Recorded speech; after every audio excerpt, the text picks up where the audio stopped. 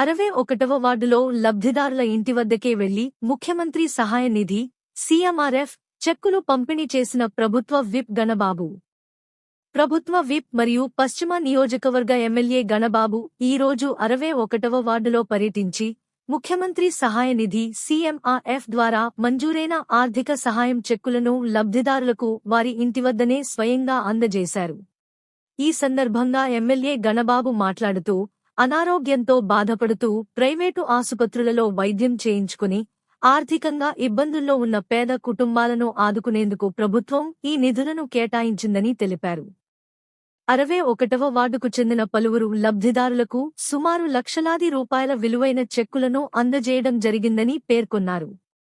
లబ్ధిదారుల వివరాలు: మాజీ అచ్యుతరావు 1,12,972 రూపాయలు, పెద్దాడ గాయత్రి 48,289 రూపాయలు, ఇండిగా లక్ష్మి 81,000 రూపాయలు. ఆర్థిక ఇబ్బందుల వల్ల వైద్యం భారం కాకూడదన్నదే ప్రభుత్వ ఉద్దేశమని, అర్హులైన ప్రతి ఒక్కరికీ ప్రభుత్వ పథకాలు అందేలా చూస్తామని ఆయన హామీ ఇచ్చారు. తమ కష్టకాలంలో ప్రభుత్వం మరియు ఎమ్మెల్యే స్పందించి ఆర్థిక సహాయం అందించడం పట్ల లబ్ధిదారులు మరియు వారి కుటుంబ సభ్యులు హర్షం వ్యక్తం చేస్తూ ఎమ్మెల్యేకు కృతజ్ఞతలు తెలిపారు. ఈ కార్యక్రమంలో స్థానిక నాయకులు, వార్డు ప్రతినిధులు మరియు ఇతర ముఖ్య కార్యకర్తలు తదితరులు పాల్గొన్నారు.